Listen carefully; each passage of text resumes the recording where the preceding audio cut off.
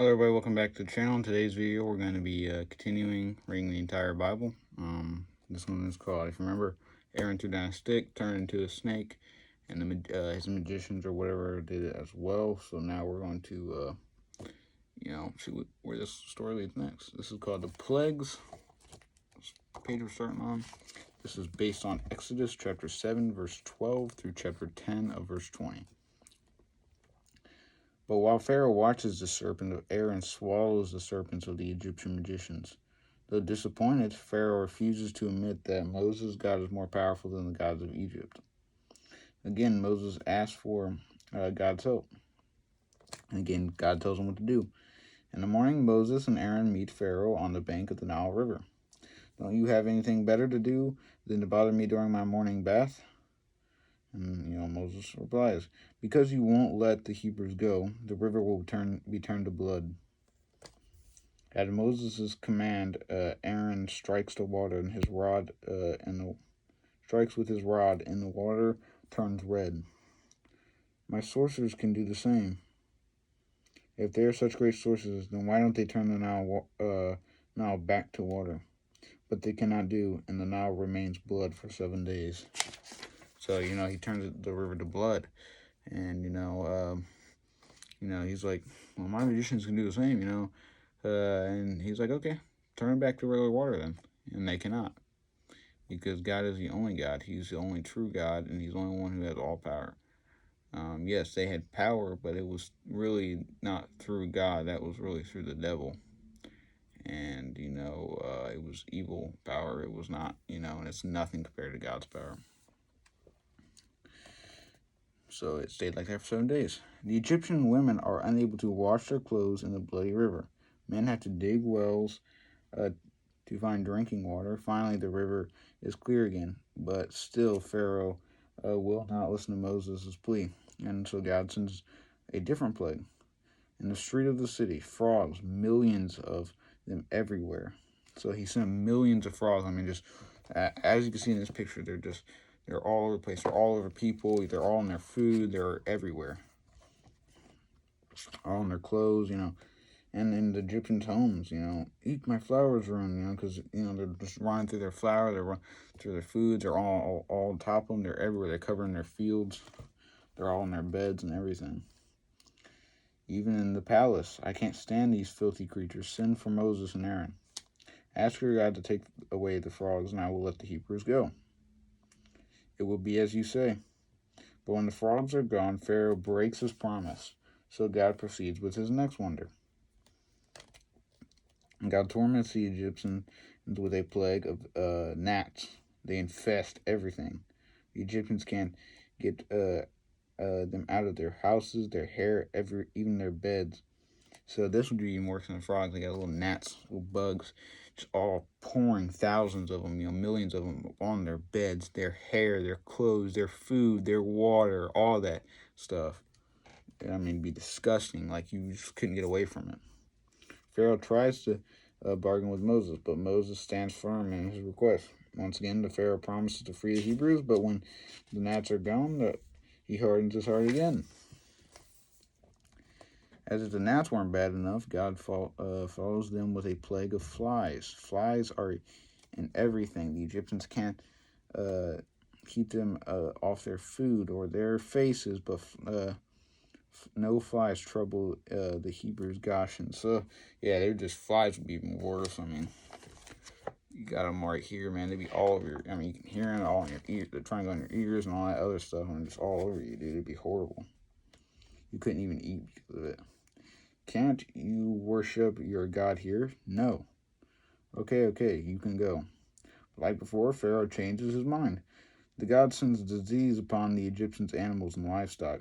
Many of them die, but Pharaoh's heart is unyielding. So he basically killed all their livestock and things.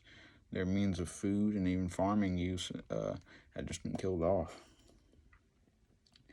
God gives Moses his next instructions. He and Aaron interrupt Pharaoh's court and throw soot in the air. Immediately, Pharaoh and his advisors break out of a painful sores and boils. The rest of Egypt is struck with the same disease as well. But Pharaoh stubbornly refuses to recognize God's power and authority. So Pharaoh at this point is really just an idiot.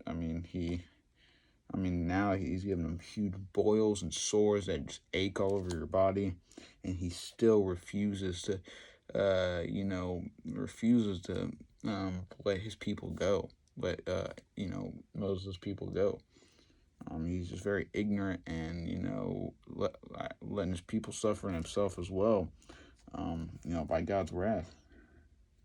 But as we continue on, Father, why are we the slave drivers so cruel today? They're always cruel, son, but right now they are angry to be suffering from terrible boils while we remain healthy and strong. And as that, most people as well, they were fine. They remained fine. They remained protected, and they were upset about that. Still, Pharaoh keeps the Hebrews in Egypt. So a terrible storm strikes. Hailstones as big as my fist. So hailstones big, like let's just say the type of my fist, and these are probably full-grown men, really. So at least this big. This is coming down and hitting you in the head, hitting their homes. Their homes were near as strong as what ours would be today. So it's just big hailstorms is coming and just beating them down. Their clothes probably weren't as warm back then either, so that must have been freezing. Throughout the land, the Egyptian farmers watched the storm with terror. Our crops are ruined, and also, it destroys their crops and all that. But no hail falls in Goshen where the Hebrews live. Pharaoh calls Moses to him. I have sinned. The Lord is right, and I am wrong. Pray to the Lord for us. We have had enough of the hail, and I will let you go. But just like every other time, once the plague is lifted, Pharaoh changes his mind. How long will you refuse to humble yourself? Let my people go, or I will send locusts to destroy everything that's left alive in the land. Pharaoh advisors agree with Moses. Please, just let the Hebrews go already. Don't you realize that these plagues have left Egypt in ruins? Already it would take us years to recover from them. So begrudgingly, Pharaoh calls Moses back to him. Fine, go worship your Lord, who you were you planning on taking. We will take the young and the old, and our sons, our daughters, our flocks, our herds. Haha, no, just the men. So his advisors try to get him to, let him take them. You've already, it's left our Egypt in ruins. It's already going to take us years to rebuild what we had. And so he agrees to it, but he only wants them to allow him to take them in. That way, the children, the women, all that stay. And so he's like, okay. So God sends locusts, which devour everything that wasn't destroyed by the hailstorm. Then when Pharaoh's heart remains hardened against the Israelites, God makes the day as dark as night. So he sends, tons of locusts, and just destroyed everything. They ate the remains of everything. And then he made the daytime as black as the night, so it was just pitch black 24/7. So we'll see. Pharaoh's just very ignorant, and again, just an idiot. He's really just stupid at this point. But he really could have just let him go at the beginning, but instead he wanted to keep being ignorant, and it destroyed everything that Egypt was. They have no food. They have no water. They probably have water, but, their homes and everything have just been infested and just been destroyed. And, they have tons of people to feed on this now. They have no means to be able to do so. But we'll see what happens next, and catch you guys later.